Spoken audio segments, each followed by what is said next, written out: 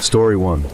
At 2:11 a.m., the fire department received a call that never should have come, because the house had already been empty for 9 years. The voice on the other end was calm. Male. Measured.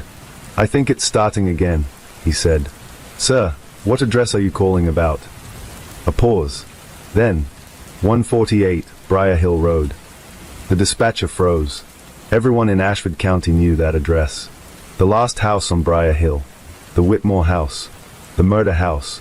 The line went dead before she could respond. The house that watched. 148 Briar Hill Road sat alone at the edge of town, just past the tree line where the pavement turned to gravel. No neighbors. No street lights. No nearby traffic. Just a two-story Victorian structure with peeling white paint and blackened second-floor windows that had never been repaired. 9 years ago, the Whitmore family was found inside. All 4 of them. Dead. No signs of forced entry. No robbery. No known enemies. The father, Daniel Whitmore, was discovered in his study with a single gunshot wound to the head. The mother, Elaine Whitmore, was found at the kitchen table, hands folded as if waiting for dinner. The children, 12-year-old Hannah and 9-year-old Lucas, were upstairs in their beds. No defensive wounds. No signs of struggle. No suicide note. The coroner ruled it a murder-suicide. Case closed in less than a week. But something never fit. Because Daniel Whitmore had no gunshot residue on his hands. And the weapon found beside him had no fingerprints. The deputy who stayed.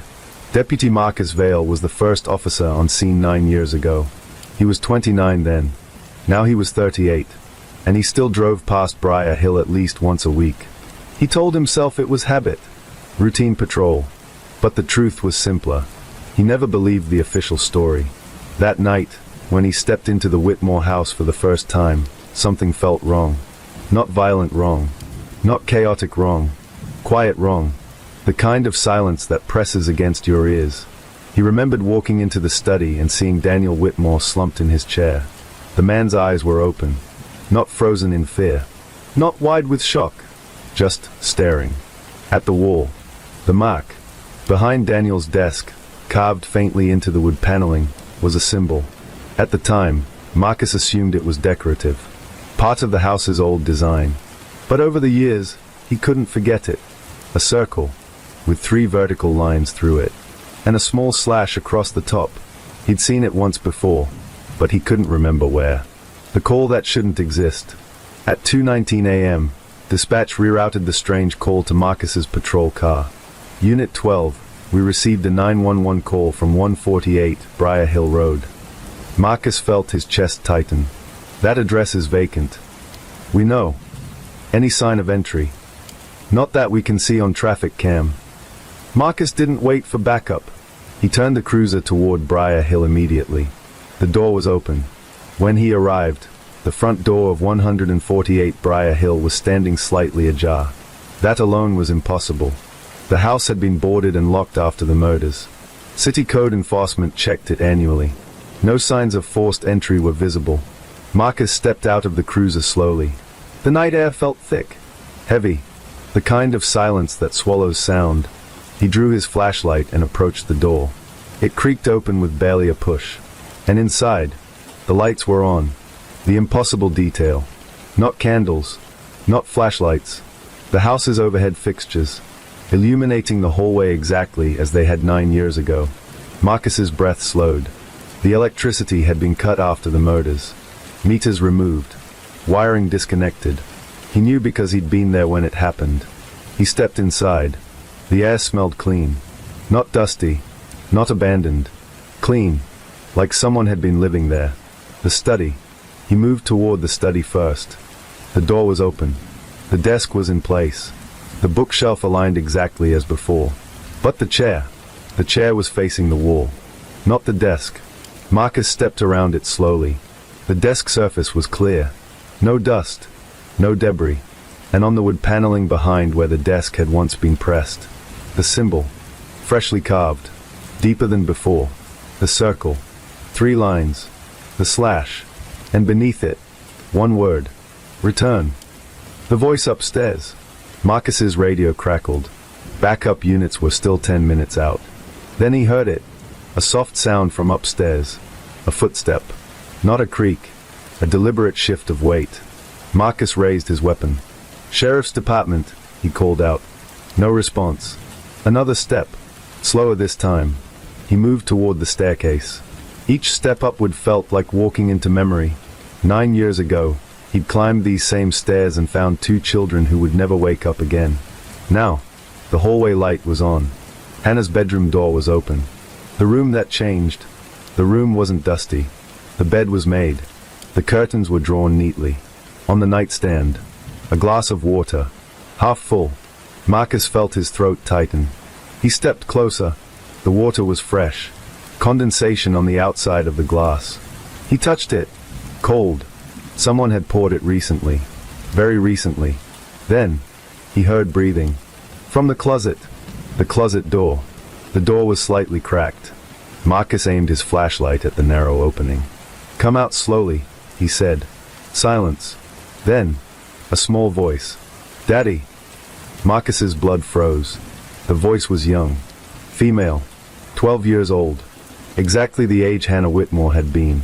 His voice trembled despite himself. "Who's in there?" The door creaked open wider on its own.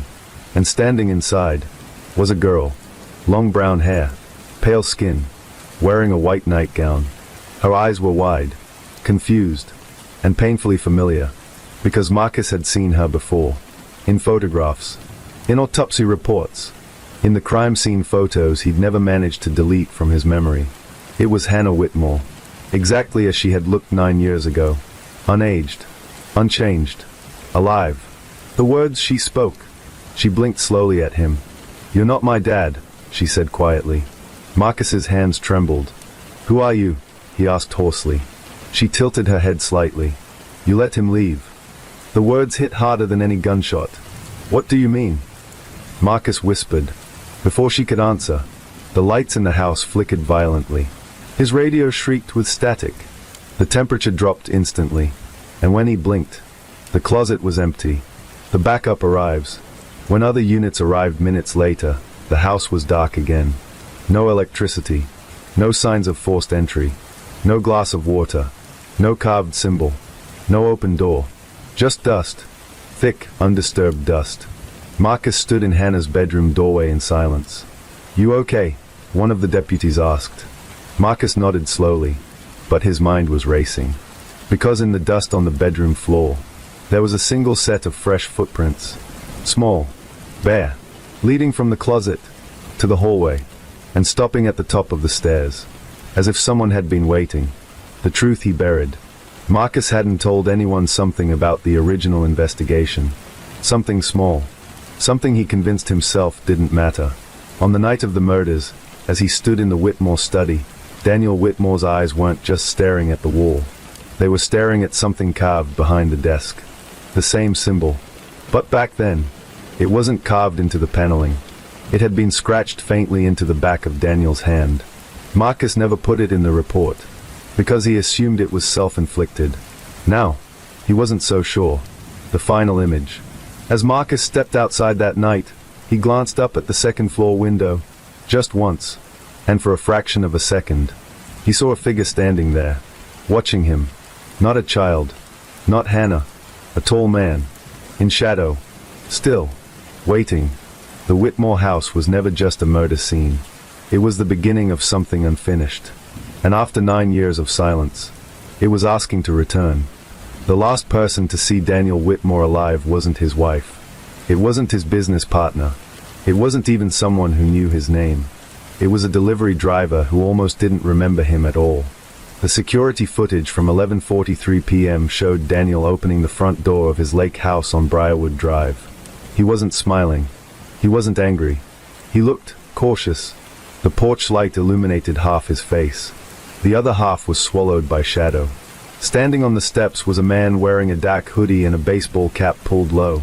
The man held a small box, standard brown cardboard, no visible label from the camera angle. Daniel hesitated. Then he stepped aside and let the man in. That was the last time anyone saw him alive. The footage didn't show what happened inside. There were no interior cameras. Daniel had always said he valued privacy. Ironically, That privacy now left investigators blind. When police canvassed the area, they quickly discovered something strange. No delivery service had a record of a package scheduled for that address that night. Not UPS. Not FedEx. Not Amazon. Not any local courier. The box didn't officially exist. Detective Laura Mendez replayed the footage in the dim glow of the station's media room. She slowed it down frame by frame. The visitor's posture was relaxed. Not aggressive. Not hurried. Daniel didn't seem surprised to see him. That was important. If someone random showed up at your door near midnight, you'd hesitate longer. You'd check through the window. You'd keep the chain on. Daniel did none of those things. He opened the door fully. And he stepped aside, like he'd been expecting him. There was something else. At exactly 11:45 p.m., 2 minutes after the door closed, the porch light flickered once. Then went out. Not blown. Not shattered. Turned off. Manually. That detail lodged itself in Laura's mind like a splinter. Someone inside had flipped the switch. The autopsy results arrived the next morning. Cause of death, blunt force trauma to the back of the skull. Time of death, approximately midnight. No defensive wounds. No signs of forced restraint. No struggle in the house. He hadn't fought, or hadn't had time to. The coroner estimated he'd been struck from behind. One clean hit. Precise. Controlled. Professional. But then came the detail that shifted the investigation entirely. There were trace fibers embedded in the wound. Dark red wool. Not from Daniel's clothing. Not from anything in the house. It didn't belong. And there was more. Under Daniel's fingernails, microscopic flecks of metallic paint. Deep navy blue. The kind used on industrial-grade vehicles. Trucks. Commercial vans. Heavy equipment. Laura stared at the lab report. This wasn't a random break-in. This wasn't a crime of passion. This was someone who came prepared. And left almost nothing behind. Almost. The lake house itself told a quiet story. Nothing was missing. The safe in Daniel's office remained locked. Cash untouched. Expensive watches in their display case. Whoever killed him didn't come for money. They came for him. Daniel's wife, Elise Whitmore, returned from her sister's house at 2:13 a.m. She found the front door unlocked. Lights off. Her husband lying on the kitchen floor in a pool of dark, drying blood. Her 911 call was frantic, raw, genuine. I just found him. He's not breathing. Oh God, Daniel, please. The dispatcher later said it didn't sound rehearsed. But Laura had learned long ago, grief had many voices. And guilt sometimes wore the loudest one. Elise claimed she had left at 7:30 p.m. to stay overnight with her sister in Brookhaven. Phone records confirmed she arrived around 8:15 p.m. Security footage from her sister's apartment lobby placed her there at 8:22 p.m. She didn't leave until police called her. Her alibi held. But something about her reaction during questioning unsettled Laura. Elise didn't ask who might have done it. She didn't ask if there were suspects. She asked one question. Did he suffer? That wasn't unusual on its own. But the way she asked it, like she already feared the answer. Meanwhile, Daniel's business partner, Marcus Hale, had a different tone entirely. Shock. Anger. Indignation. This makes no sense, Marcus insisted in the interrogation room. Daniel didn't have enemies. He wasn't that kind of man. But financial records painted a more complicated picture. Daniel and Marcus co-owned Whitmore and Hale Development Group, a real estate firm specializing in waterfront properties, including the Briarwood Lake community. In the last 6 months, the company had quietly acquired 3 adjacent parcels of land near the lake, land that had previously been protected wetland, the kind that required permits, the kind that required influence, the kind that made people angry. Laura dug deeper. Emails between Daniel and Marcus revealed tension. Disagreements over a new development project codenamed Evergreen Expansion. Daniel had written just 3 days before his death.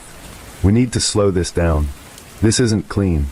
If this leaks, we're exposed. Marcus had replied, relax. It's handled. Handled how? And by whom? Then came the neighbor. Mrs. Darlene Keats, age 67, insomnia sufferer, avid bird watcher. She lived directly across the narrow inlet from Daniel's lake house. At 12:07 a.m., she reported hearing something unusual. Not a scream. Not a gunshot. A splash. A heavy one. Like someone dropped something big into the water, she said. Police searched the shoreline the next morning. Nothing. But divers were scheduled anyway. Because if something had been thrown in, it meant the killer didn't leave empty-handed. Back at the station, Laura requested traffic camera footage from nearby intersections. At 11:39 p.m., a dark navy blue utility van passed the corner of Briarwood and Lakeview Road. At 12:12 a.m., the same van drove away from the neighborhood. The plates were partially obscured, but the company logo was visible for a split second. Green tree silhouette, white lettering, Evergreen Environmental Services. Laura leaned back in her chair. Evergreen. Like the project name. Evergreen Expansion. Coincidence? Or cover? She pulled up corporate records. Evergreen Environmental Services was a subcontractor frequently hired for land surveying and soil testing, including by Whitmore and Hale, owned by a man named Thomas Granger. And Thomas Granger had a criminal record. Assault. Illegal dumping. Bribery charges, dismissed. Laura felt the case shifting. This wasn't a domestic dispute. This wasn't a burglary gone wrong. This was connected to something bigger. Something layered. And someone inside that house that night had trusted the man at the door. Because Daniel didn't hesitate long enough for it to be a stranger. The divers found something at 3:42 p.m. Not far from the dock behind Daniel's house. It was wrapped in a weighted tarp. Secured with industrial zip ties. Inside was a blooded hammer. Red wool fibers clung to the handle. The same fibers found in Daniel's wound. There were no fingerprints. But there was something else. A faint engraving on the metal shaft. Property of EES. Evergreen Environmental Services. Laura stared at the evidence bag. This was too obvious. Too clean. Almost staged. If someone wanted to frame Evergreen, this was how you'd do it. But if Evergreen really was involved, then Daniel's death wasn't personal. It was business. That evening, Laura sat alone in her office reviewing Daniel's last outgoing call. 11:31 p.m. 8 minutes before the van appeared on traffic cam. The call lasted 47 seconds. The recipient, Thomas Granger, owner of Evergreen Environmental Services. Laura listened to the recorded voicemail Daniel had left. It was calm. Measured. Tom, we need to talk. Tonight. Don't wait. Just come by. No anger. No panic. Just urgency. Daniel had summoned him. Not the other way around. Which meant one thing. The man who knocked on that door wasn't an unexpected visitor. He was invited. And Daniel had known exactly who he was letting inside. But why call someone over that late? Why risk it? Unless whatever they needed to discuss couldn't wait until morning. Unless Daniel had discovered something. Something dangerous. Something worth killing for. Laura looked at the timeline again. 11:31 p.m. Daniel calls Granger. 11:39 p.m. Evergreen van enters neighborhood. 11:43 p.m. Daniel opens door. 11:45 p.m. porch light goes out. Approx. midnight, Daniel dies. 12:07 a.m. a splash heard. 12:12 a.m. van leaves. Clean. Efficient. But not perfect. Because Daniel had sent one more thing before he died. At 11:35 p.m. 4 minutes after the call. A scheduled email. Set to deliver at 12:30 a.m. to one recipient. His wife, Elise. The subject line read, "If anything happens to me." And Laura hadn't opened it yet. Because she wanted the whole team in the room when she did. Whatever was inside that email. Daniel had expected danger. He had planned for it. Which meant this wasn't a spontaneous fight. It was a meeting that turned fatal. Or a confrontation that was always meant to end that way. Laura stared at the unopened file icon on her screen. And for the first time since this case began, she felt something close to dread. Because sometimes the victim doesn't just know their killer. Sometimes they invite them in. And sometimes, they already know they might not walk away alive. The conference room was silent. Detective Laura Mendez stood at the head of the table, her fingers resting lightly on the laptop keyboard. Around her sat the core team, forensics, digital crimes, and Captain Howard near the back wall, arms folded. On the screen glowed a single unopened email. From Daniel Whitmore to Elise Whitmore. Time scheduled, 12:30 a.m. Subject: if anything happens to me. Daniel had died around midnight, which meant this message was written before the meeting, before the blow, before the splash in the dark. Laura inhaled slowly. Recording, she asked. Recording, the tech confirmed. She clicked. The email opened with no greeting. No Elise, no soft introduction. Just words that felt heavy even in plain text. If you're reading this, something has gone wrong. I need you to know I tried to fix it. Laura felt the air change in the room. Marcus thinks we can bury it. Tom thinks we already have. But it's not just paperwork. It's not just permits. The soil samples were altered. The runoff reports were falsified. If the EPA audits Evergreen, it traces back to us. The lake isn't safe, Elise. Someone shifted in their chair. Laura kept reading. The expansion project sits on contaminated ground. Industrial waste from before the wetlands were protected. Tom's company cleaned it on paper. In reality, they covered it. If construction starts, toxins will leach into the water system. Families will get sick. Laura's eyes narrowed. This wasn't about zoning. This was about poisoning an entire community. I confronted Marcus last week. He said the numbers were too big to walk away from. Investors are locked in. Contracts signed. He told me to stop digging. Tonight I'm meeting Tom. I need proof. Real proof. I can't go to authorities without it. If I don't come back from this, it wasn't an accident. The final line felt like a stone dropping into water. Check the storage unit.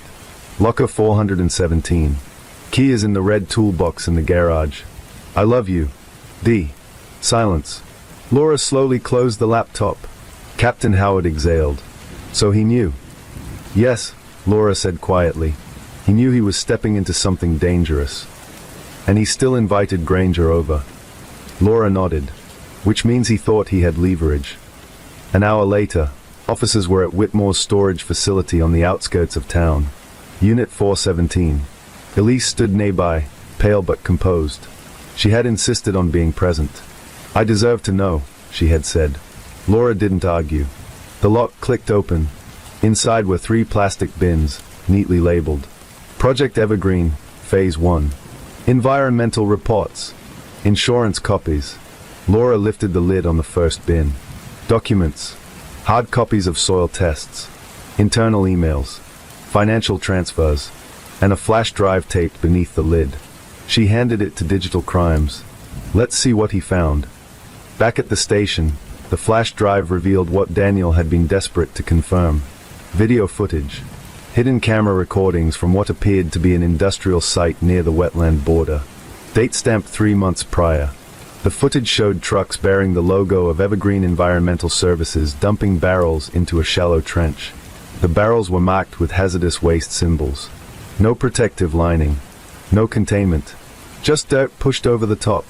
Laura felt her jaw tighten. They hadn't cleaned the land. They had buried the evidence. There were also scanned invoices showing payments routed through shell corporations.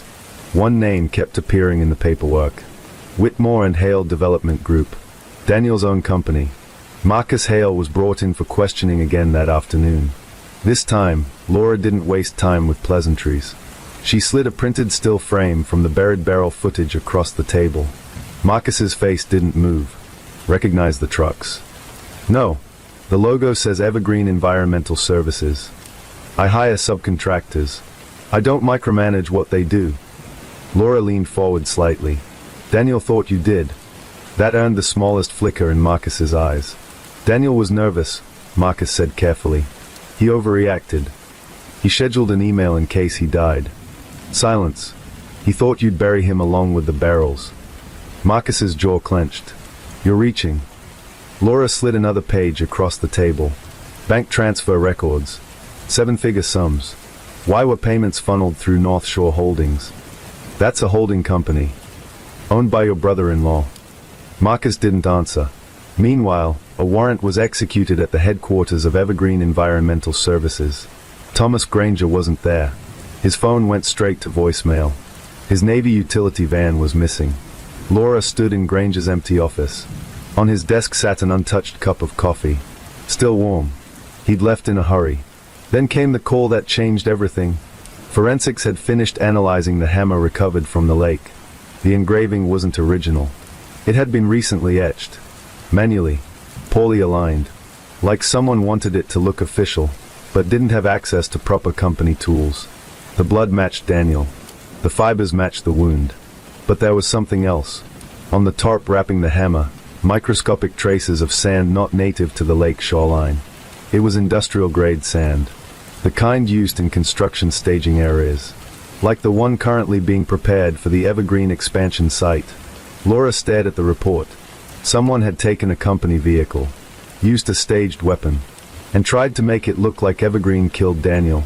But why frame a man already under suspicion? Unless the real killer wanted both Daniel and Granger to fall. At 8:17 p.m., officers located Thomas Granger. He wasn't hiding. He was in the emergency room at St. Matthew's Hospital. Beaten. Severely. Broken ribs. Concussion. Defensive wounds all over his arms. He'd been attacked in a warehouse near the construction site. Laura stood at the foot of his hospital bed as he drifted in and out of consciousness. "You went to Daniel's house," she said quietly. Granger's swollen eyes opened just enough to focus on her. "Yes." "Why?" "He called me." "What happened?" Granger swallowed painfully. "He said he had proof. Said he'd go to the authorities. And I told him we could fix it." "Fix it how?" "Delay permits. Move funds. Clean it properly this time." Laura's voice sharpened. "Did you kill him?" Granger's breath hitched. "No. You were there." "Yes." "What happened?" Granger's gaze drifted to the ceiling. "He wasn't alone." Laura froze. "What do you mean?" "There was someone else in the house." The room seemed to shrink. "You saw someone?" Laura pressed. "I heard them," Granger whispered. "Upstairs. Floorboards creaking." Laura's pulse quickened. "Did Daniel know?" Granger shook his head weakly. "He thought it was just us." "And then?"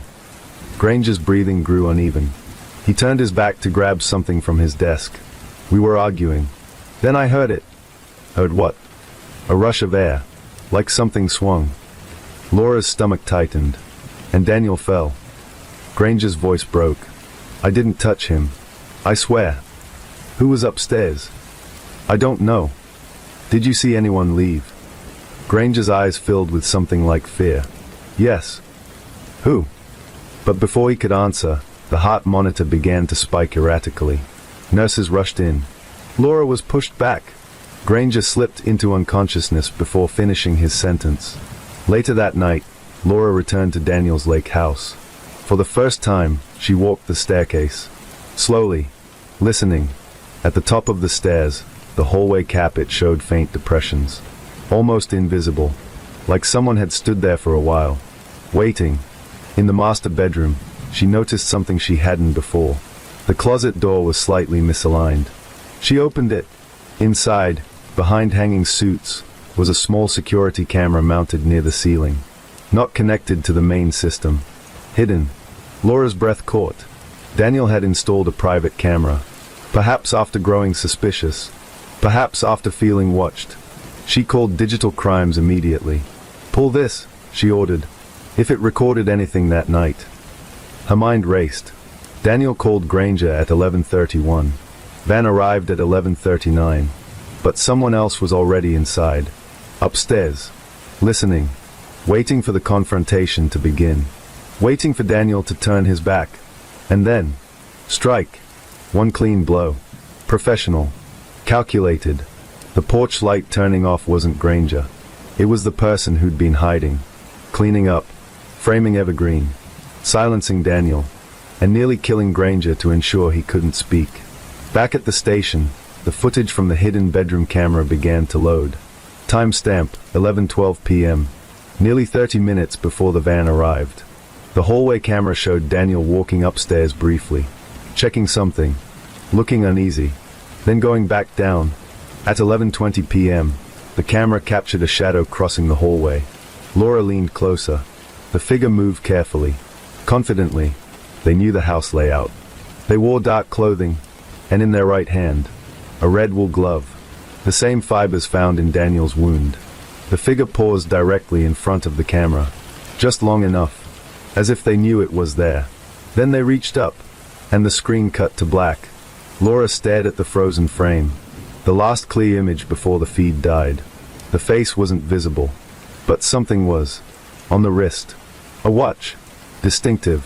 Silver band. Blue dial. Laura had seen that watch before. Not on Daniel. Not on Granger. On someone else. Someone who had sat calmly across from her, insisting Daniel had no enemies.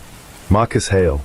If the footage confirmed it, Daniel hadn't just uncovered corruption. He had uncovered betrayal. And the man who built the company beside him may have been standing upstairs, waiting in the dark. The still frame from the hidden camera glowed on the screen. A shadowed figure. A red wool glove. A silver watch with a blue dial catching the faintest reflection of hallway light. Detective Laura Mendez didn't believe in coincidences. And she had seen that watch before. Marcus Hale wore it the first day she interviewed him. He'd adjusted it absent-mindedly while insisting Daniel had no enemies.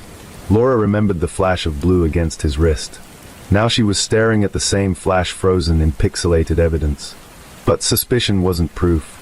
And she needed proof. Digital crimes worked overnight to enhance the final frame before the feed cut to black. They adjusted contrast, brightness, sharpened edges. The result wasn't perfect, but it was enough. The engraving on the inner clasp of the watch became faintly visible. 2 letters. MH. Laura didn't speak for several seconds. Marcus Hale. He hadn't just been Daniel's partner. He'd been his best man at his wedding. Godfather to Daniel's niece. Co-founder of Whitmore and Hale Development Group. And possibly his killer. Laura didn't move immediately. She reviewed everything again. Timeline. Phone logs. Email. Storage unit. Hidden camera. The attack on Thomas Granger. If Marcus had been upstairs before Granger arrived, then he had entered the house earlier. But how?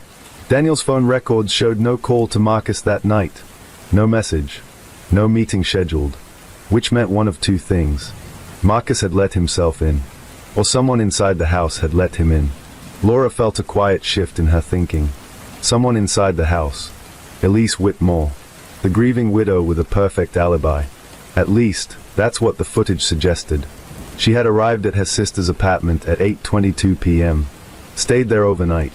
Police body cams confirmed her presence when officers arrived to inform her. But alibis could be constructed, especially when technology was involved.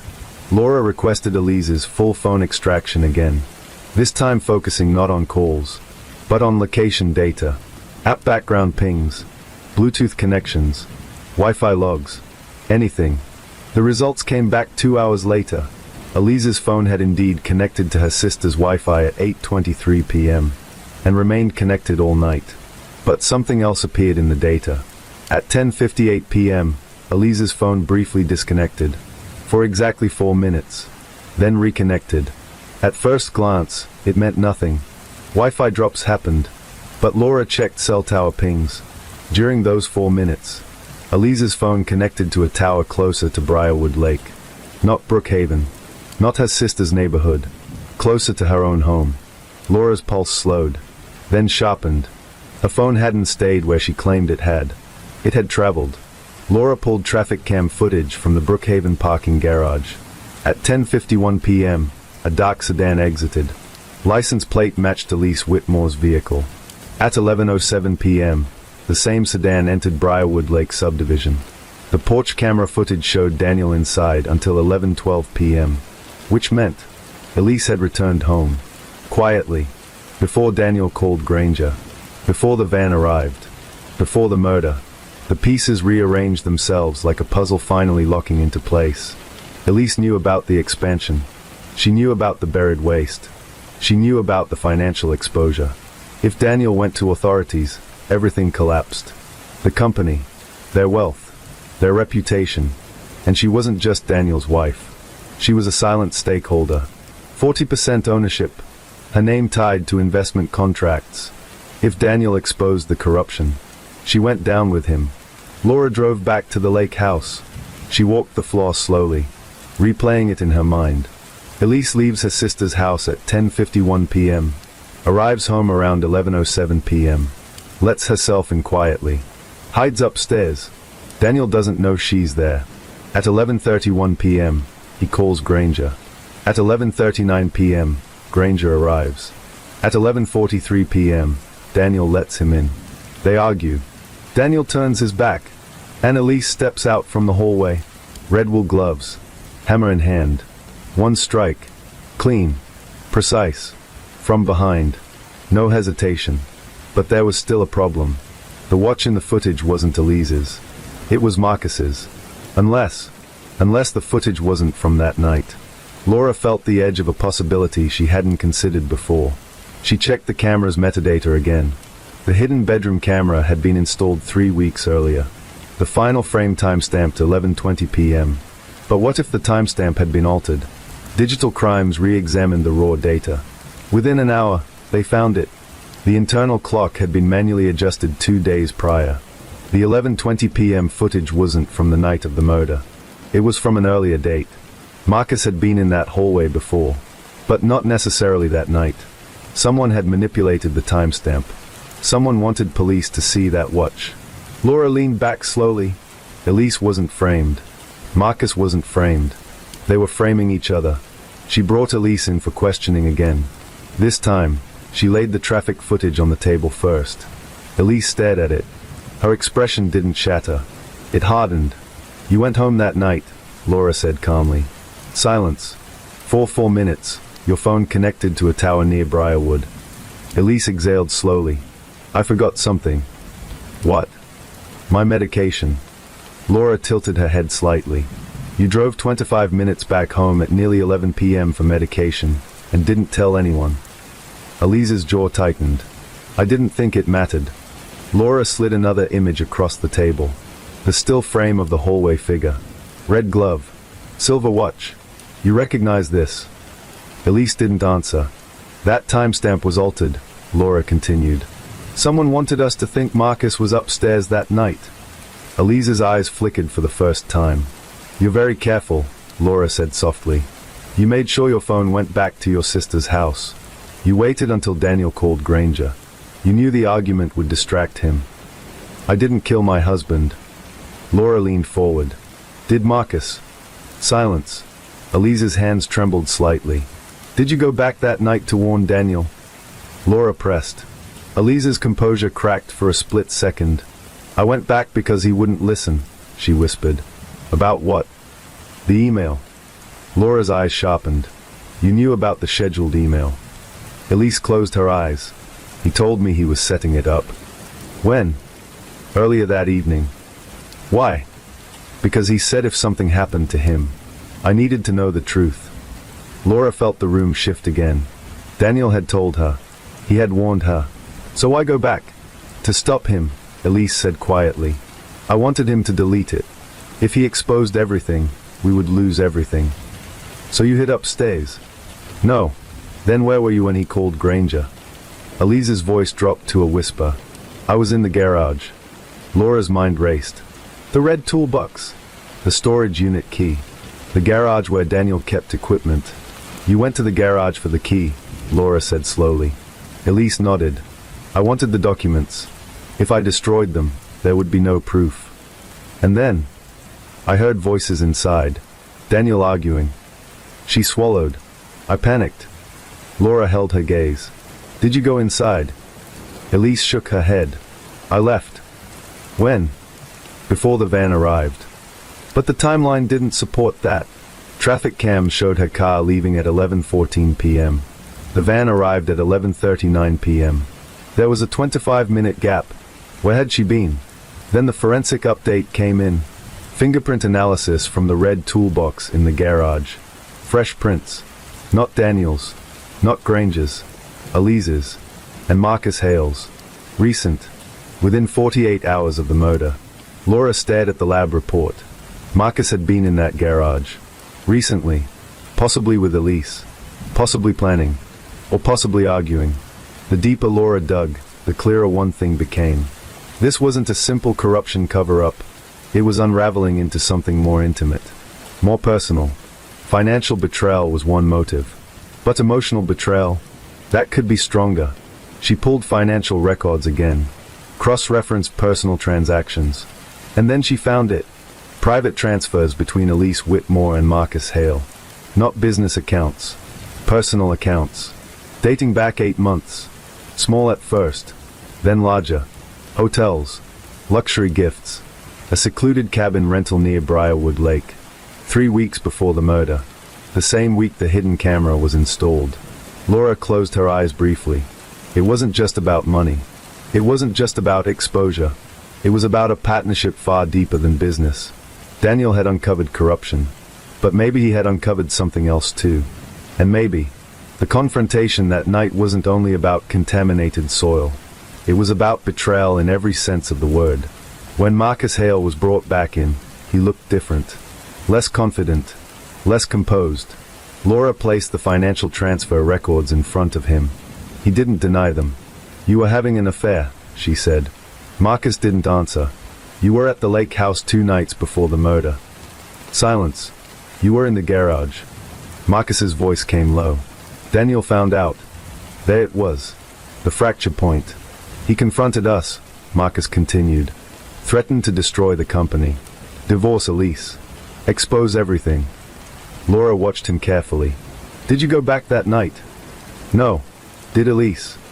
Marcus hesitated. "Yes." Laura's breath slowed. "What was the plan?" "There wasn't one," he snapped. "We just wanted to talk to him. Calm him down." "And the hammer?" Marcus's eyes flicked up sharply. "What hammer?" "The one pulled from the lake. The one wrapped in construction tarp. The one meant to frame Evergreen." Marcus's confusion looked real. Which meant one of them was lying. Oh, there was someone else entirely in this equation. Because Thomas Granger had said he heard someone upstairs. Not in the garage. Upstairs. Waiting. And if it wasn't Marcus, and it wasn't Elise, then someone else had been inside that house before the van arrived. Someone who knew about the email, the documents, the corruption, the affair. Someone close enough to know everything, and patient enough to wait in the dark. Late that night, as Laura reviewed the case file alone, a new notification appeared in her inbox. Unmarked sender. No name. Just a subject line. "You're looking at the wrong 2 people." Attached was a single photograph, taken from a distance. Daniel Whitmore, standing on the dock behind his house, arguing with someone. The photo was grainy, but the face was clear. Not Marcus. Not Elise. Thomas Granger. And standing beside Granger, a third man. One Laura hadn't seen before. Wearing a dark navy jacket, with a green tree logo stitched over the chest. Evergreen Environmental Services. But not Granger. Someone else. Laura stared at the image. Because sometimes corruption runs deeper than partners. Deeper than marriages. And sometimes, the man upstairs isn't the husband. Or the lover. But the one nobody thought to question. The photograph didn't leave Laura's mind. Daniel on the dock. Thomas Granger facing him. And beside Granger, the third man. Dark navy jacket. Green tree logo. Evergreen Environmental Services. But not the owner. Not Thomas Granger. Someone lower in rank. Someone who could move unnoticed. Someone who wouldn't show up in corporate filings or financial transfers. Someone who didn't need 7-figure bribes. Just orders. Laura enhanced the image. Zoomed in on the man's face. Mid-30s. Close-cropped hair. Thick build. A faint scar along the jawline. She ran the image through DMV records cross-referenced with Evergreen employees. 3 possible matches. One stood out. Caleb Turner. Site operations supervisor. Former Army engineer. Dishonorably discharged after an altercation that left another soldier hospitalized. History of bar fights. Assault charges. Plea bargains. A man comfortable with force. Laura leaned back. If Granger handled the paperwork, Turner handled the ground. The trucks. The barrels. The cover-ups. And possibly, the cleanup. She brought Granger back in for questioning once he was stable enough to sit upright. He looked pale, ribs wrapped, eyes shadowed. Laura placed the photograph in front of him. Granger's face went tight. "You know him," she said. Granger exhaled slowly. "Caleb." "Full name?" "Caleb Turner." "What does he do for you?" "He supervises field operations." "Was he at the lake house that night?" Granger hesitated. Laura didn't blink. Yes, he finally admitted. The room went still. You said you heard someone upstairs, Laura said carefully. Granger swallowed. I didn't know who it was. But now you do. I saw him earlier that day. He was angry. Said Daniel was going to ruin everything. What did you tell him? To stay out of it. And did he? Granger didn't answer. Laura had officers at Turner's apartment within the hour. He wasn't there. His phone was off. His company-issued truck missing. But inside the apartment, they found something. In the laundry hamper, a single red wool glove, matching the fibers from Daniel's wound. Laura stood in the small apartment kitchen, staring at the evidence bag. The glove was worn at the knuckles. A faint dark stain near the palm. Blood. Preliminary tests suggested it matched Daniel's type. Not confirmation yet, but close. Very close. They found Turner 2 counties over, at a roadside motel. He didn't run. He didn't fight. He just stared at the officers like he'd been expecting them. During interrogation, he was calm. Too calm. You were at Daniel Whitmore's house the night he died, Laura began. No, Turner said flatly. We found your glove. I own gloves. You were seen arguing with him days before. Lots of people argue. Laura leaned forward. Thomas Granger says you were angry. Said Daniel was going to ruin everything. Turner's jaw flexed. He was. So you killed him? No. You hid upstairs. No. You struck him from behind. No. Every answer steady. Measured. Almost rehearsed. Laura shifted tactics. You were in the army, she said casually. Turner's eyes flickered slightly. Engineering unit. Yes. You know how to strike someone efficiently. Silence. You know how to bury things. His breathing slowed. You know how to make it look like someone else did it. Turner's gaze hardened. I didn't kill him. Laura studied him. He wasn't afraid. He wasn't defensive. He was resolved, as if protecting something, or someone. Forensics delivered the final blow that evening. The blood on the glove. Not Daniel's. It belonged to Thomas Granger. Turner had attacked his own boss. Laura felt the ground shift again. Turner hadn't killed Daniel. But he had beaten Granger. Why? To silence him. Or to punish him. She returned to Granger's hospital room. You lied to me, she said quietly. Granger looked exhausted. You said you didn't know who was upstairs. I didn't, he insisted weakly. Caleb attacked you after the murder. Granger closed his eyes. He thought I'd talk. So you know more than you're saying. Silence. Laura stepped closer. Did Caleb kill Daniel? Granger's lips trembled. No. Then who did? Granger's voice barely rose above a whisper. He did. Who? Granger's eyes filled with something that looked like fear, not guilt. Marcus. Laura didn't react. She let the word settle. You're sure? I saw him. When? After Daniel fell. Laura's heart pounded once. Hard. Explain. Granger swallowed painfully. I heard the strike. Daniel went down. I turned around. And Marcus was there. In the room. Yes. With the hammer. No. Then what? He was holding something. A folder.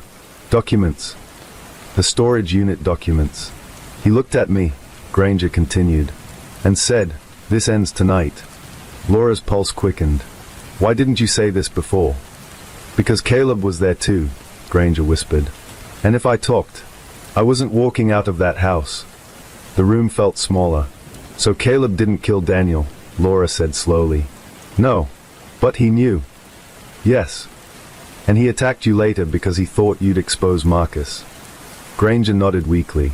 Laura pieced it together carefully. Elise returns home. Marcus possibly already inside, or arriving shortly after. Turner lurking nearby, maybe called as backup. Daniel confronts Granger. Argument escalates. Daniel turns his back. And Marcus, not the hired muscle, not the subcontractor, but the business partner, the friend, the brother in everything but blood. Marcus strikes. One clean blow. From behind. Professional. No. Personal. But something still didn't fit. The hammer had been wrapped in construction tarp and dumped. Turner could have done that. But why frame his own company? Unless Marcus instructed him. Or unless Marcus wanted everyone blaming Evergreen. Laura revisited the financials. There was something she hadn't fully explored. Life insurance. Daniel Whitmore had a policy worth $8 million. Primary beneficiary, Elise Whitmore. Secondary beneficiary if Elise declined, Whitmore and Hale Development Group. Controlled by Marcus Hale. Laura exhaled slowly. If Elise was implicated in the murder, she would forfeit the payout, and the company would collect, meaning Marcus would gain full control of everything. She brought Marcus in again, this time without subtlety. "You killed him," she said flatly. Marcus didn't flinch. "That's a serious accusation." "You were there. Granger saw you." Marcus smiled faintly. "Granger was concussed. You had motive, financial and personal. You think I'd risk everything. I think you already had." Marcus leaned back. "You're wrong." Laura studied him carefully. "You loved her," she said quietly. That made him look up. "Elise." Silence. "You loved her more than the company. More than Daniel." His jaw tightened. He was going to ruin her, Marcus said finally. "Divorce. Public scandal. Prison time. So you saved her." "I didn't kill him." "But you were there." Marcus hesitated. "Yes." Laura felt the last piece sliding into place. "What happened?" Marcus stared at the table for a long moment. Then he spoke. "I went to talk him down. He was angry. Talking about the email. About exposing everything. And Elise called me earlier. She was scared." Laura's chest tightened. "Elise was there." "Yes." The air shifted. "Where?" "In the house." Laura's mind raced. "She told you to come." "Yes." "And when you arrived?" "She was upstairs." The hallway.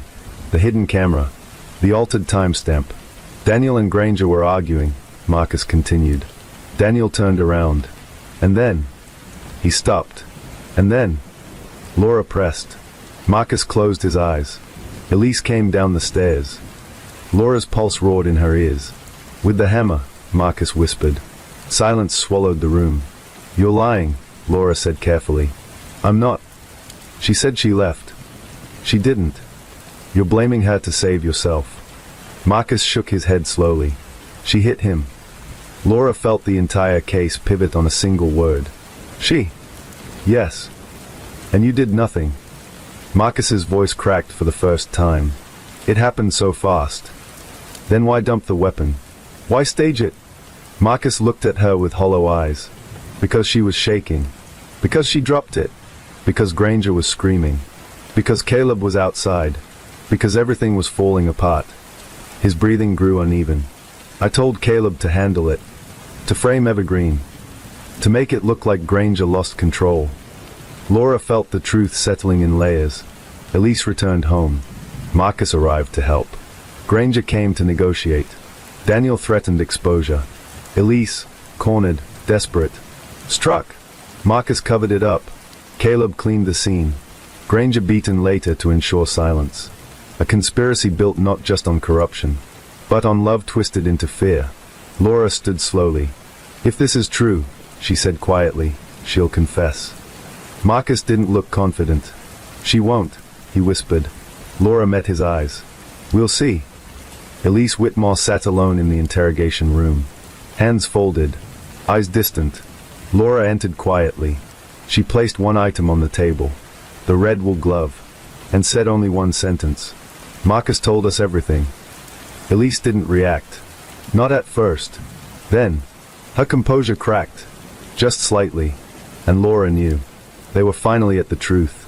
But sometimes, the truth isn't about who struck the blow. It's about who believed they had no other choice. Elise Whitmore stared at the red wool glove for a long time. She didn't touch it. Didn't look at Laura. Just stared. The interrogation room felt smaller than before. The fluorescent light above buzzed faintly, filling the silence between them. "Marcus told us everything," Laura repeated calmly. Still nothing. Then Elise exhaled. It wasn't a sob. It wasn't panic. It was exhaustion. "What did he say?" she asked quietly. Laura didn't blink. "That you came down the stairs with the hammer." Elise's jaw tightened. That you hit Daniel. A long pause. And that he helped you cover it up. The silence stretched until it felt like it might snap. Then Elise spoke. He shouldn't have told you that. Laura watched her carefully. No outrage. No denial. Just disappointment. That's not a no, Laura said softly. Elise's fingers curled slightly against the metal table. I didn't mean to kill him. There it was. Not I didn't do it. I didn't mean to. Laura kept her voice steady. Tell me what happened. Elise leaned back in the chair, staring at the ceiling for a moment as if replaying it. I went back to the house because he wouldn't listen, she said. Daniel had already scheduled the email. He showed it to me before I left for my sister's. He told you? Yes. He said he had to protect himself. Protect us. Her lips trembled faintly. But exposing everything would have destroyed us. Financially? Laura asked. Financially? Socially? Legally? Elise's voice hardened. Do you know what a federal environmental investigation would have done? Prison. Asset seizures. Public scandal. So you went back to stop him. I wanted him to delete it. That's all. Laura let her continue. I didn't plan anything, Elise said. I grabbed the first thing I saw in the garage when I couldn't find him downstairs. The hammer. Yes. Why pick up a hammer if you just wanted to talk? Elise closed her eyes. Because I was angry. The word hung there. Angry about the corruption. Laura asked. Angry about everything, Elise whispered. The project. The lies. The affair being exposed. The way he looked at me like I was weak. Laura's eyes sharpened slightly. He knew about the affair. Yes. With Marcus. Yes. And he threatened divorce. Yes. There it was again, layers of motive folding over each other. Where were you when Granger arrived? Laura asked. Upstairs, Elise admitted. I heard Daniel arguing with him. And Marcus. I called him, Elise said quietly. After I got there. Laura felt the confirmation settle. So he knew you were in the house. Yes. When did he arrive? Right before the argument got loud. Laura pictured it clearly now. Daniel downstairs. Granger in the kitchen. Elise upstairs in the hallway. Marcus slipping in quietly, meeting her on the landing. A silent understanding passing between them. What happened next? Laura asked. Elise swallowed. Daniel said he was done protecting everyone. Said he'd send the email and call the authorities in the morning. And I panicked. Her breathing grew uneven. He turned around to grab the folder from the counter. He wasn't even looking at me. Laura's voice was barely above a whisper. And you stepped forward. Yes. You swung. Elise nodded once. I didn't think about it. I just wanted him to stop talking. Just to stop. The room felt impossibly quiet. He fell immediately, Elise continued. There wasn't a scream. There wasn't a fight. Just silence. Tears finally slid down her face. I didn't know one hit could do that. Laura had heard that sentence before in other cases. It never sounded less tragic. What did Marcus do? Laura asked gently. He stared at me like I was a stranger, Elise said. Then he checked Daniel's pulse. And he said he was gone. A long silence. Granger was shouting, Elise added. Saying we were insane. That this wasn't the plan. There wasn't a plan, Laura corrected. Elise nodded weakly. There wasn't. Who staged the scene? Laura asked. Marcus, Elise said immediately. He told Caleb to come inside. Caleb Turner. Yes. He was already nearby. Yes. Marcus had asked him to wait outside in case things got out of hand. Laura felt the final piece lock in. Back up. Muscle.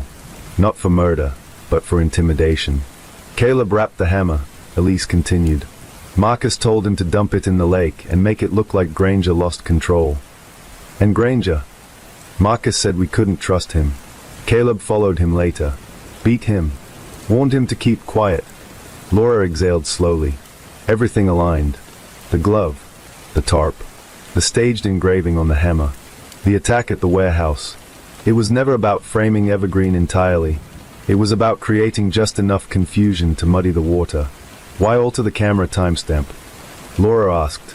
Elise's lips trembled again. That was me. You? Yes. I remembered the hidden camera. Daniel had installed it after he suspected Marcus and me. So you accessed it? Yes. I went back the next morning before calling police. I changed the time to make it look like Marcus was upstairs earlier. To protect yourself. To protect us, Elise corrected faintly. Laura tilted her head. From what? From losing everything. The weight of it settled heavily between them. This wasn't a professional hit. It wasn't a carefully plotted murder months in the making.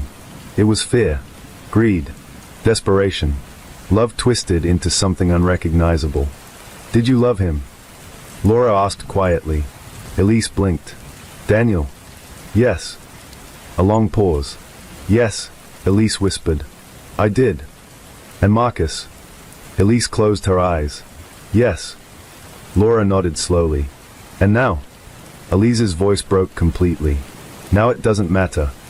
When Marcus was informed that Elise had confessed, he didn't react the way Laura expected. He didn't argue, didn't rage. He just sat back in the interrogation chair and closed his eyes. She shouldn't have taken it all, he murmured. She didn't, Laura replied. You're both being charged. Accessory after the fact. Conspiracy. Evidence tampering. Obstruction. And for Elise, second-degree murder. Caleb Turner was charged with assault and obstruction. Thomas Granger, in exchange for full cooperation, would face environmental crime charges, but not homicide. The web unraveled exactly as it had been spun. Messy. Human. Tragic. 2 weeks later, Laura stood once more at Briarwood Lake. The water was calm. Deceptively peaceful. The Evergreen Expansion Project had been halted indefinitely pending federal investigation. Environmental agencies were already testing the soil. Barrels were being exhumed. Secrets unearthed. Literally. Daniel Whitmore had wanted the truth exposed. In the end, it was. Just not the way he imagined. As Laura turned to leave, her phone buzzed. A message from Digital Crimes. They had recovered something new from Daniel's laptop. A draft email. Unsaved. Written hours before his death. She opened it. It was addressed to Elise. But never scheduled. Never sent. I know about you and Marcus. I'm not angry anymore. I'm just tired. We can fix this. All of it. If we're honest. Laura stared at the words. Daniel hadn't been planning revenge. He had been planning forgiveness. And that realization felt heavier than anything else. Because sometimes, the tragedy isn't just that someone dies. It's that the moment before they did, they were ready to make things right. Elise Whitmore would spend the rest of her life knowing that. Marcus Hale would live with it too. And Caleb Turner, he would always be the man who followed orders too far. As for Thomas Granger, he would testify, and watch the company he helped corrupt collapse in court. Laura looked out across the lake one final time. Still, quiet, as if none of it had ever happened. But beneath the surface, barrels of poison waited. Just like the secrets that killed a man. 6 months later, Briarwood Lake looked nothing like it had the night Daniel Whitmore died. Yellow environmental hazard signs lined sections of the shoreline. Federal trucks sat parked near excavation sites. Reporters stood behind temporary barricades, rehearsing stand-ups in front of cameras.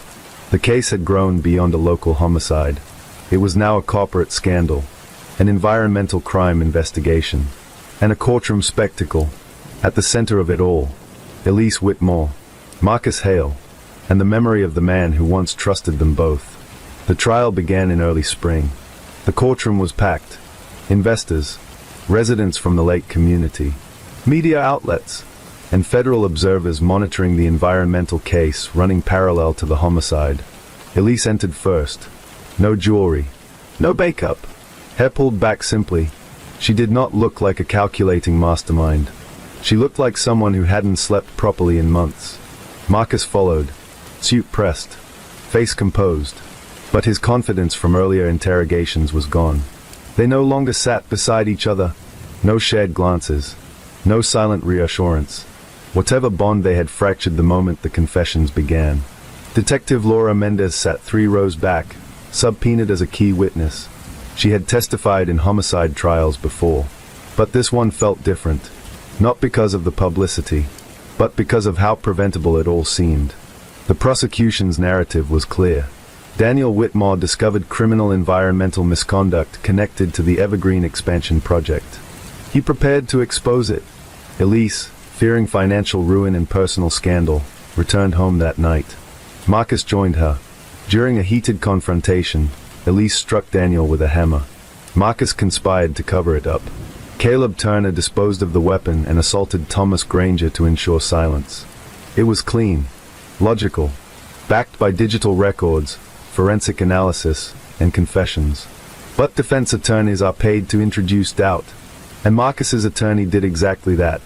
Ladies and gentlemen, the defense began, pacing slowly before the jury. This is not a murder conspiracy. This is a tragic accident followed by panic. He emphasized Daniel's volatile emotional state that evening, highlighted heated emails, raised the possibility of self-defense. You heard testimony that Daniel was furious, that he confronted multiple people about betrayal, both financial and personal. The implication hung there. Could he have turned violent first? Could Elise have swung in fear? There were no defensive wounds on Daniel, but the defense argued the blow was reflexive, unplanned, a split-second reaction. Elise took the stand on the fourth day. The courtroom held its breath. She didn't deny hitting Daniel. I struck him, she said plainly, but I never meant for him to die. Her voice trembled only once, when asked about the unsent draft email recovered from Daniel's laptop. The one where he wrote, "I'm not angry anymore. I'm just tired. We can fix this." Elise broke down. "He never said that to me," she whispered. "He never gave me the chance to hear it." The jury watched closely. Some sympathetic, some not. Marcus's testimony was colder, measured. He admitted to helping stage the scene. "To protect Elise," he said. "Why?" the prosecutor pressed. "Because I loved her." "And Daniel?" Marcus paused. "I loved him too. He was my friend." The prosecutor didn't soften. Friends don't bury friends in lies. Marcus didn't respond. Thomas Granger testified next. He described the argument in the kitchen. The sound of the hammer strike. Marcus standing frozen. Elise trembling. He admitted his own role in falsifying environmental reports. Admitted to burying hazardous waste through Evergreen Environmental Services. The courtroom murmured at that. The homicide trial had become inseparable from the environmental disaster. Residents of Briarwood watched from the gallery, some with visible anger. The lake had been their pride. Now it was contaminated. Children had swum there. Families had fished there. And it had nearly been turned into a poisoned construction site. Caleb Turner's testimony was blunt. "I followed orders," he said. "Whose?" the prosecutor asked. "Marcus Hale's." "Did Elise instruct you to dump the hammer?" "No." "Did she instruct you to assault Mr. Granger?" "No." His answers shifted more liability toward Marcus. Marcus's defense objected repeatedly, but the damage lingered. Detective Laura Mendez took the stand near the end of the prosecution's case. She walked the jury through the timeline. 10:51 p.m., Elise leaves her sister's apartment. 11:07 p.m., Elise arrives home. 11:31 p.m., Daniel calls Granger. 11:39 p.m., Granger's van enters neighborhood. Shortly after, Marcus arrives. Moments later, Daniel is struck. She explained the altered camera timestamp, the staged engraving on the hammer, the insurance policy naming the company as secondary beneficiary, the financial transfers, the affair, each layer building not just a motive, but a collapse of trust. When the prosecutor asked her final question, the courtroom was silent. "Detective, in your professional opinion, was this an accident?" Laura chose her words carefully. It was not premeditated in the traditional sense, but it was not self-defense. It was a deliberate strike during a moment of emotional escalation. And the cover-up? Intentional. No hesitation. No ambiguity. Closing arguments lasted nearly 3 hours.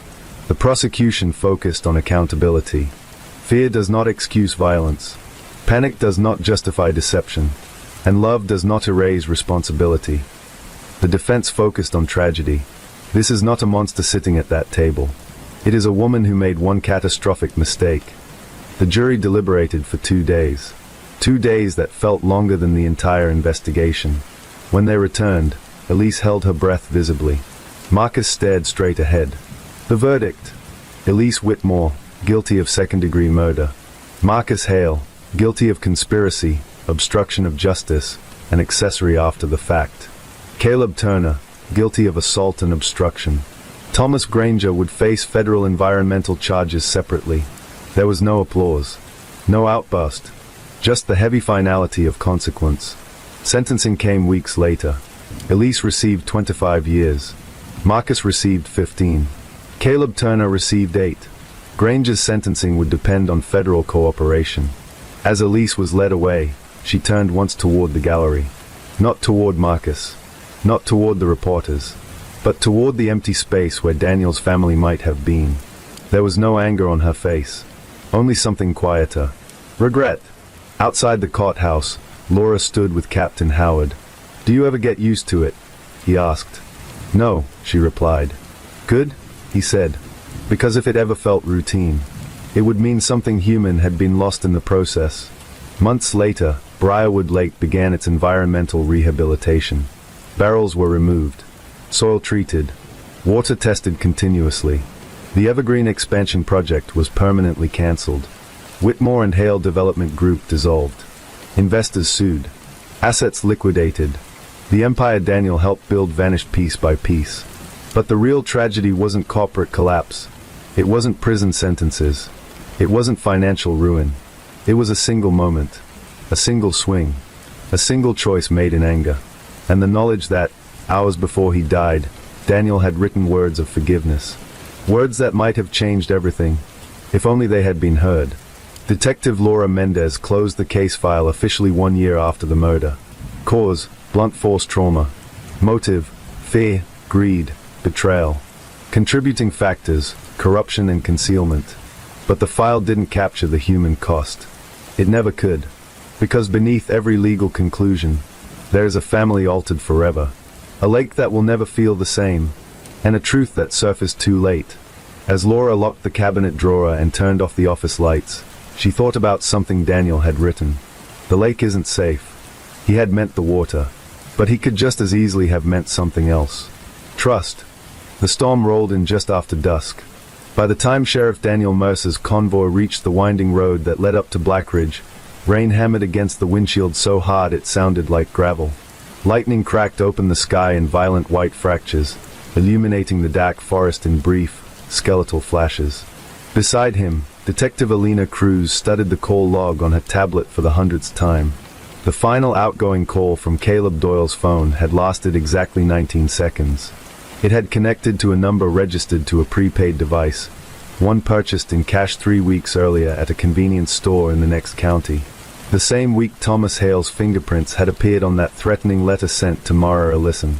And the same week that Hale's bank account had shown a large cash withdrawal. Too many coincidences.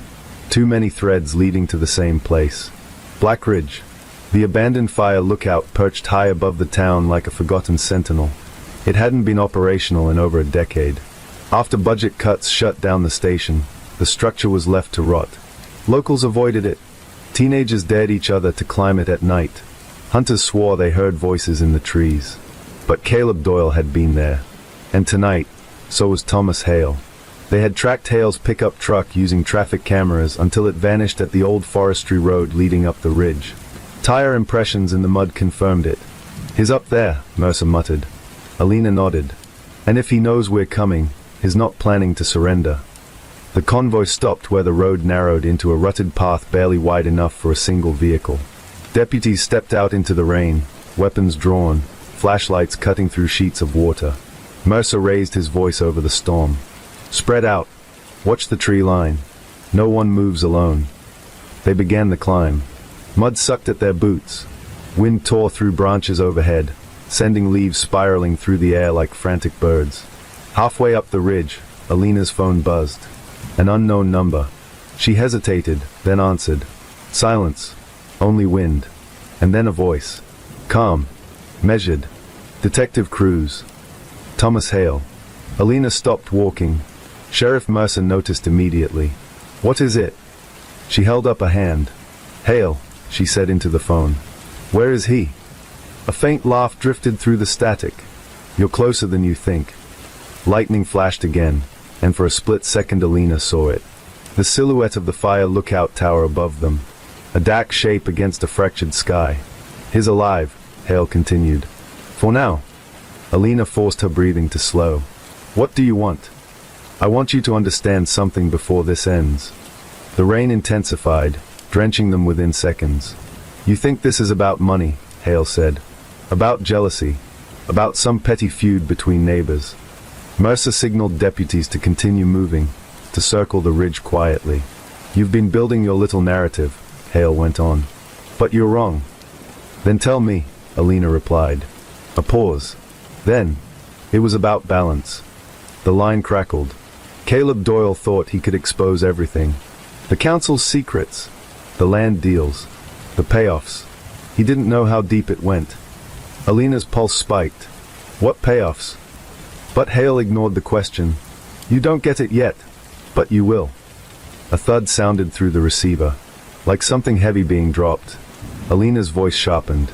Hale, don't do anything stupid. Stupid, he echoed softly. You still think I'm the only one involved. And then the line went dead.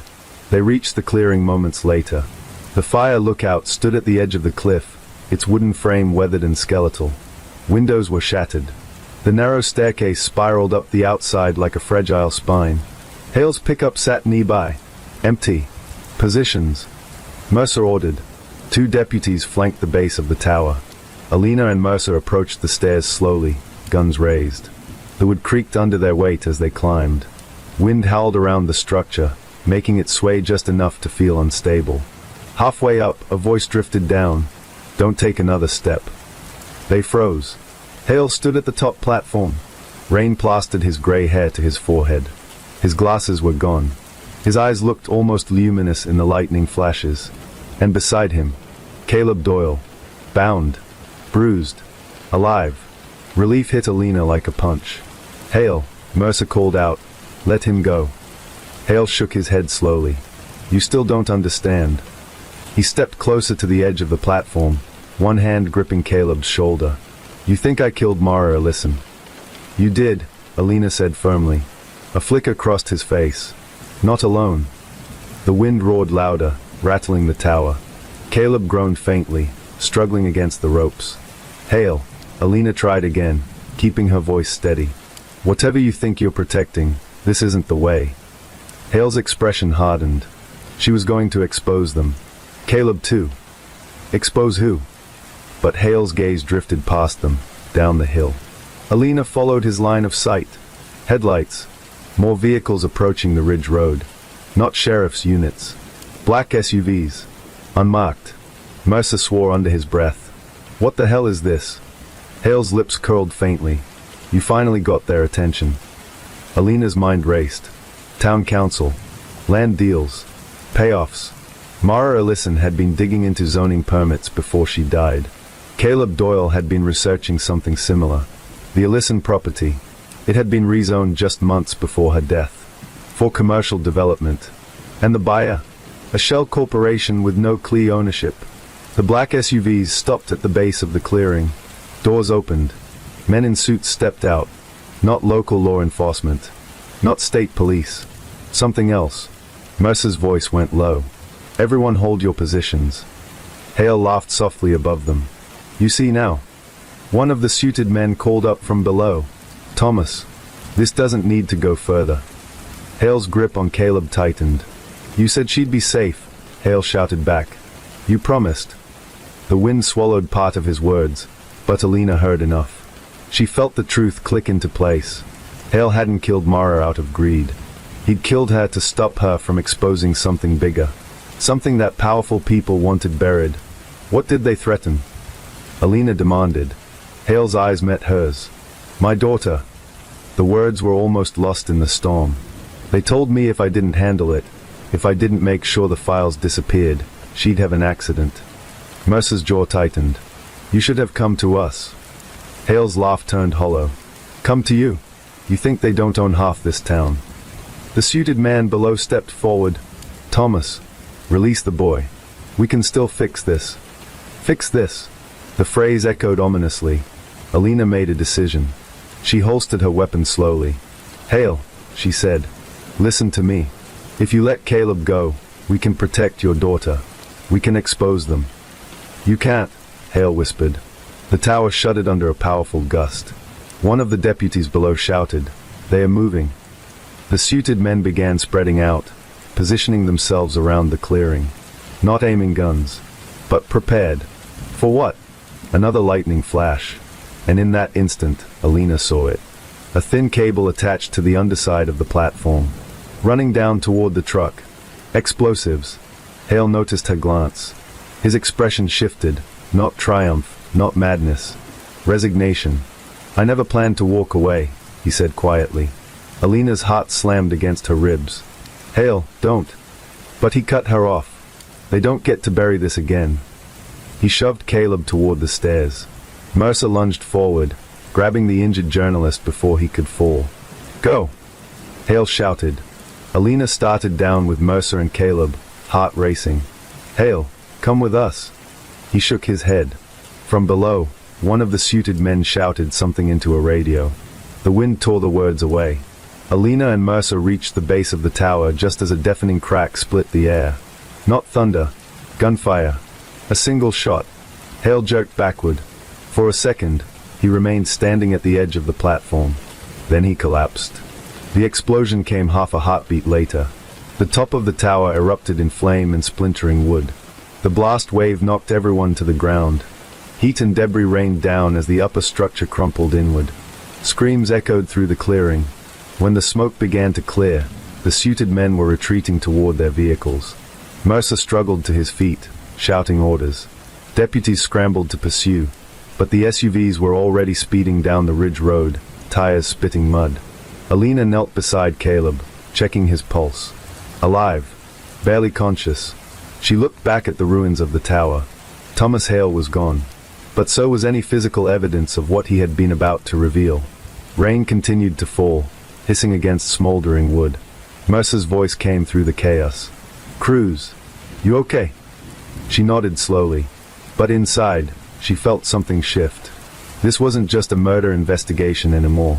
It was a cover-up, and the people responsible had just shown themselves. As paramedics loaded Caleb into an ambulance at the base of the ridge, he grabbed Alina's wrist weakly. They have the files, he whispered.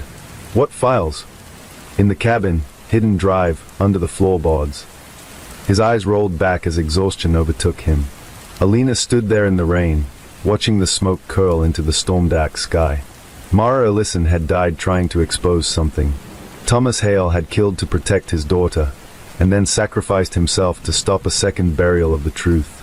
And somewhere in that town, a hidden drive waited, full of secrets. Sheriff Mercer stepped beside her. This just got bigger.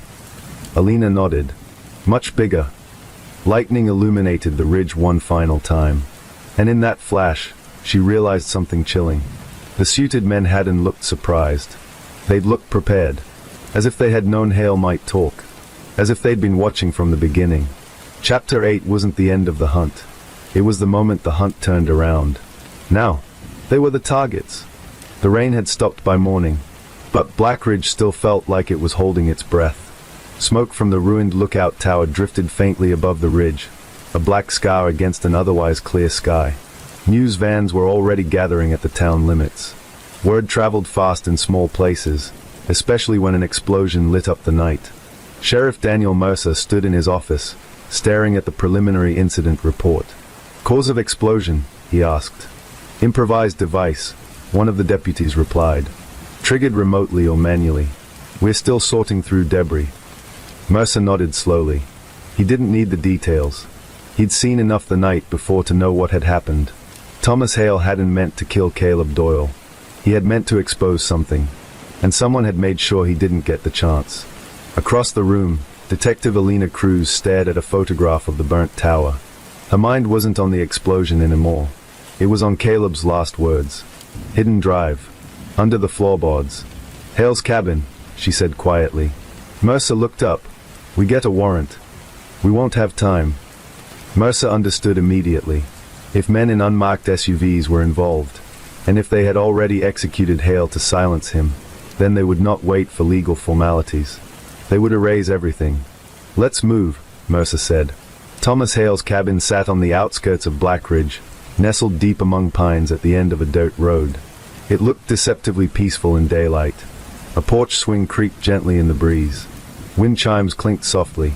Nothing about it suggested conspiracy or murder. But Alina felt a weight in her chest as they approached. 2 patrol cars blocked the entrance. Deputies stood guard. No signs of entry since last night, one deputy reported. But we did notice tire tracks at the edge of the property. Fresh. How fresh? Mercer asked. Within the last few hours. Alina's jaw tightened. They're already looking. They entered the cabin carefully. Inside, the space was neat. Too neat. Books lined the walls, local history, environmental studies, property law. A framed photo sat on the mantel. Hale and a teenage girl. His daughter. Alina felt a flicker of anger. Whatever Hale had done, he had done it out of fear. Someone had weaponized that fear. Floorboards, Mercer said. They moved to the living room. The wooden planks creaked under their weight. Caleb had been specific. Under the floorboards. Alina crouched, running her fingers along the seams. One board near the fireplace felt slightly uneven. She tapped it. Hollow. Here. A deputy fetched tools. Within minutes, the board was pried up. Beneath it, a small waterproof case. Untouched. Alina exhaled slowly. They didn't find it. Mercer took the case carefully and opened it. Inside lay a compact external hard drive. And a folded envelope. Alina unfolded the paper. It was Mara Ellison's handwriting. If anything happens to me, this goes public. The words made the room feel colder. Mercer looked at Alina. We don't plug this in here. She nodded. They transported the drive directly to the county forensic lab under armed escort. By noon, the contents were loading onto a secure system. The first folder was labeled Zoning Adjustments. Inside were scanned permits, emails, financial statements. The second folder, Land Acquisitions, Property After Property, Foreclosures, Rezoning Approvals, Purchases by Shell Corporations, all tied to one development group, Evercrest Holdings. Alina leaned closer to the screen.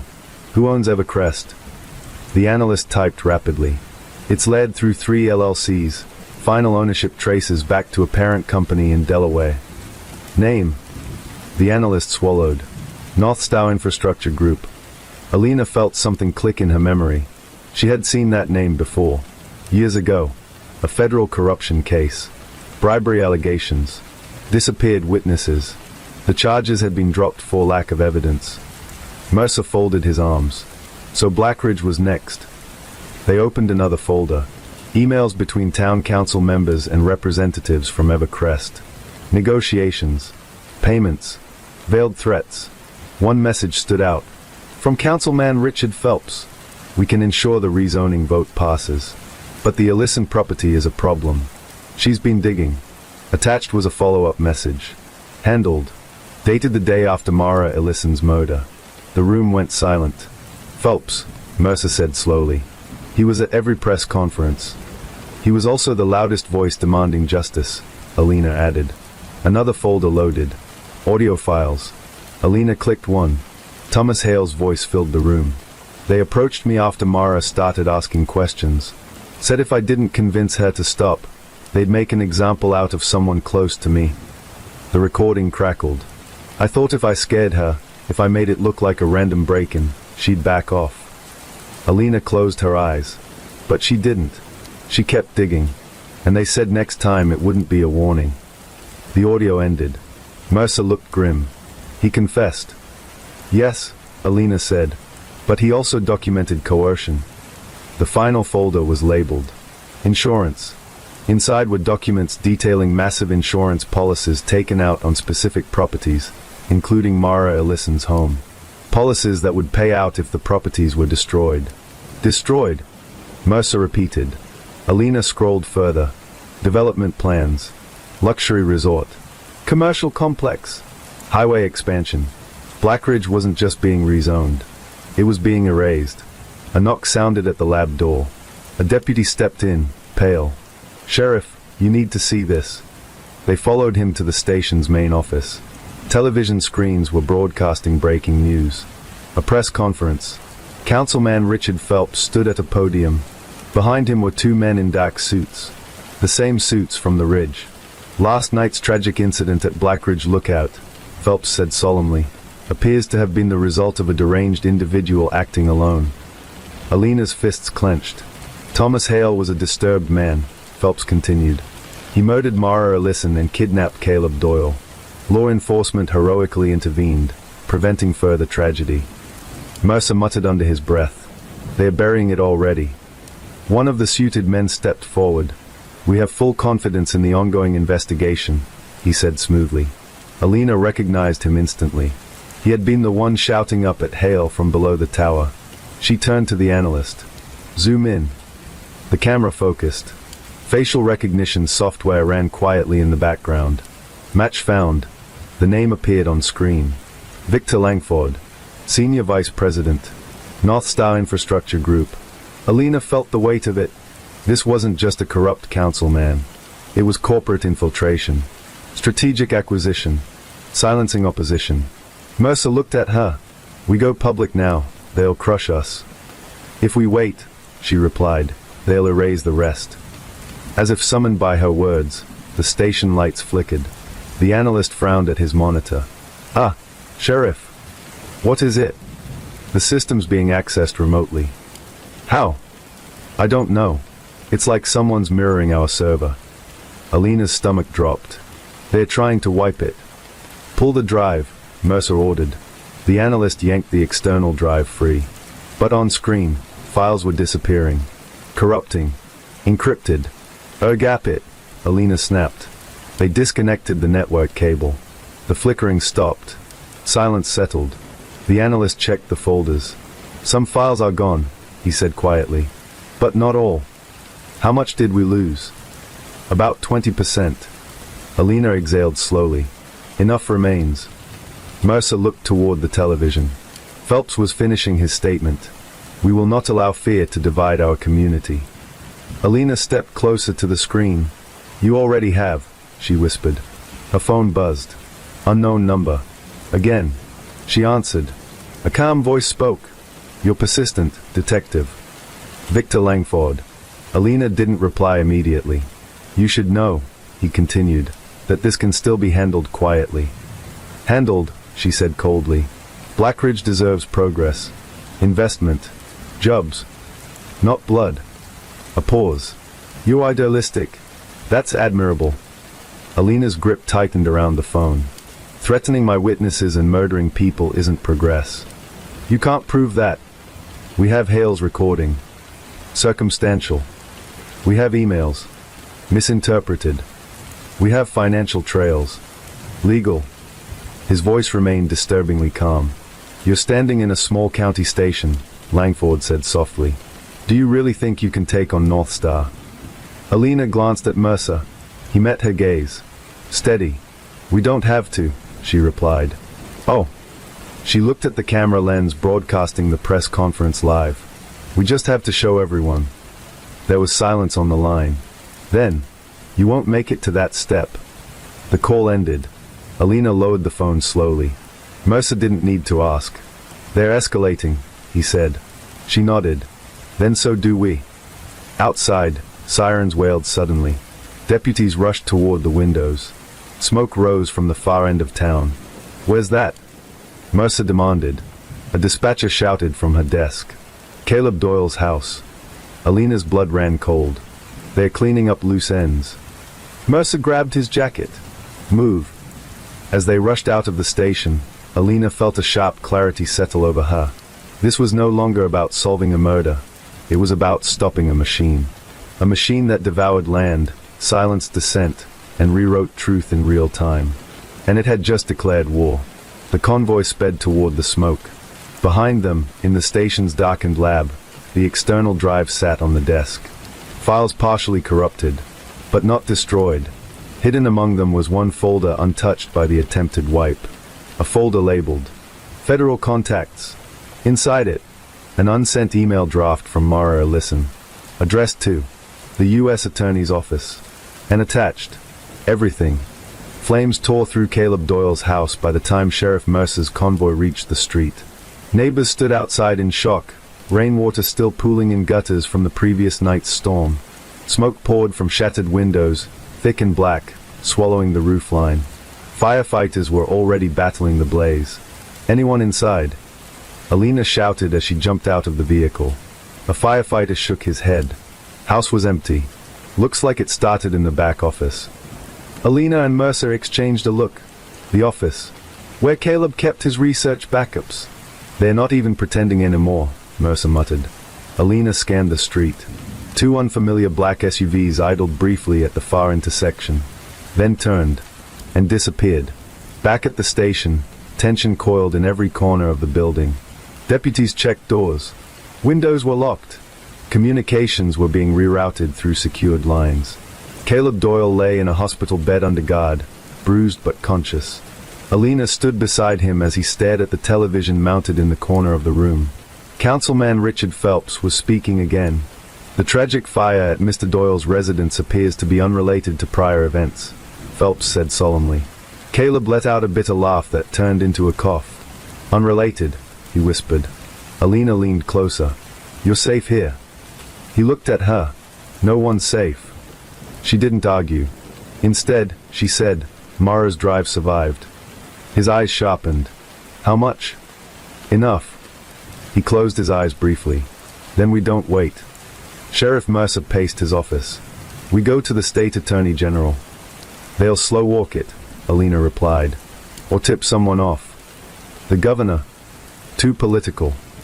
Mercer stopped pacing. "The feds." Alina nodded. "They already knew," she said quietly. Mara Ellison had drafted that email to the U.S. Attorney's office before she died, which meant she had believed someone there would listen. The question was, who could they trust? The external drive sat on the desk between them. One folder remained untouched by the attempted wipe. Federal contacts.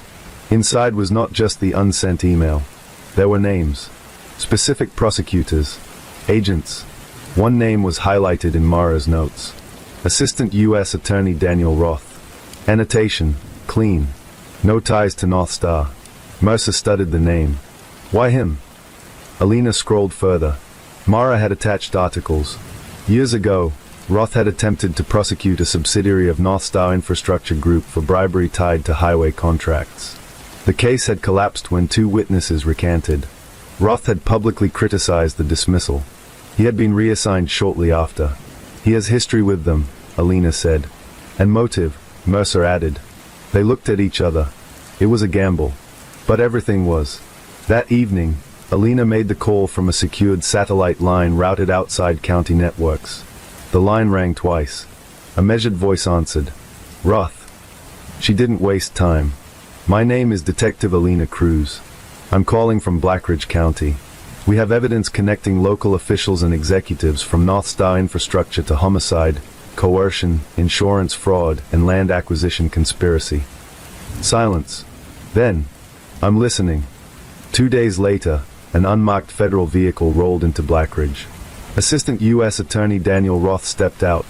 He looked tired, but focused. Alina met him outside the station. "You came fast," she said. "I've been waiting for a reason," he replied. Inside the evidence room, Mercer laid everything out. Emails, financial trails, audio confession from Thomas Hale, insurance documents, photographs from the ridge, video footage from the press conference clearly showing Victor Langford of North Star Infrastructure Group present at the explosion site. Roth studied it methodically. "You understand," he said finally, "that once this moves forward, there's no stepping back." Mercer nodded. "We passed that point when they shot a man off a tower." Roth's expression darkened slightly. "Do you have proof he was shot?" Alina handed him a forensics report.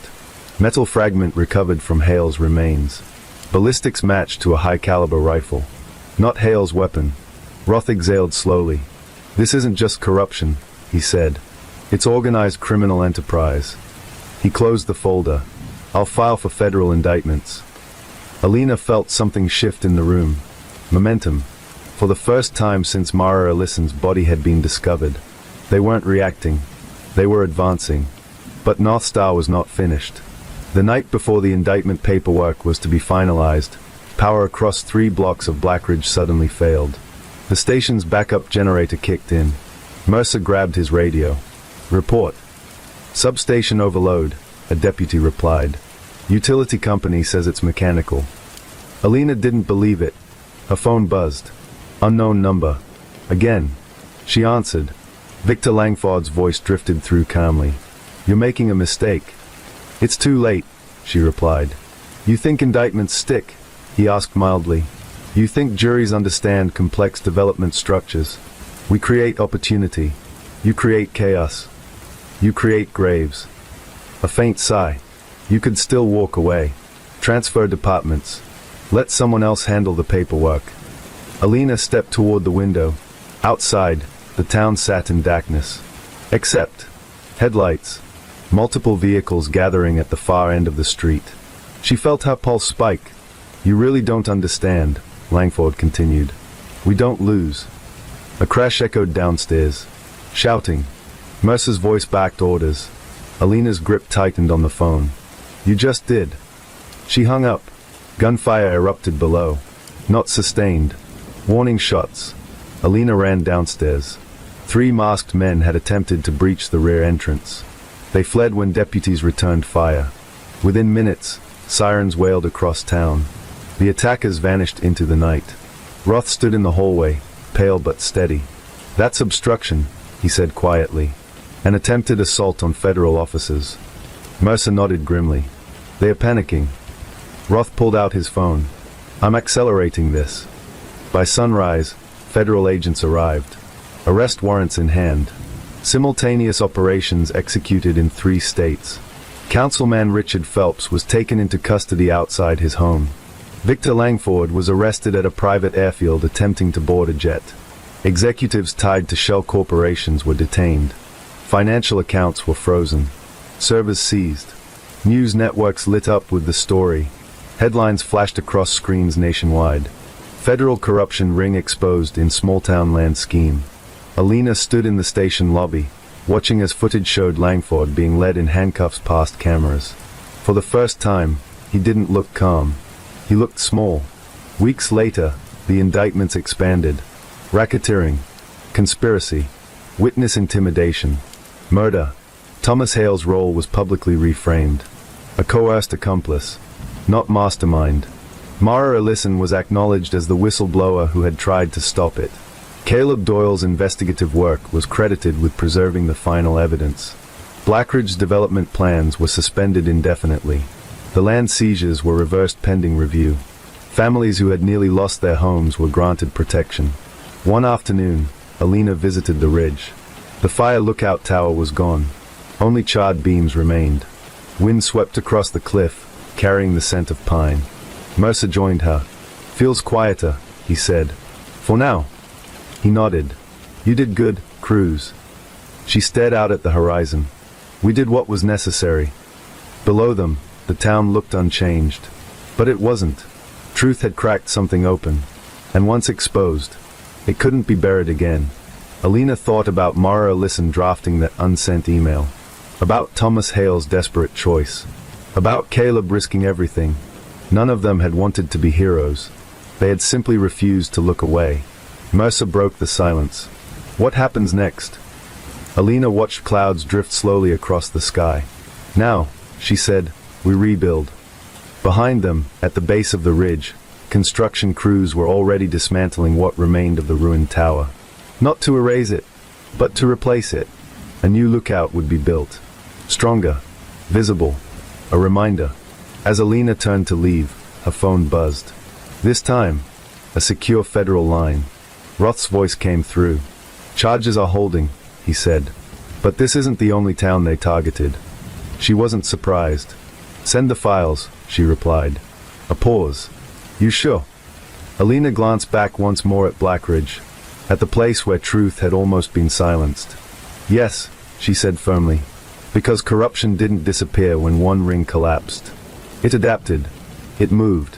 And someone had to keep chasing it. It was a beginning. And Detective Alina Cruz was already moving toward the next storm.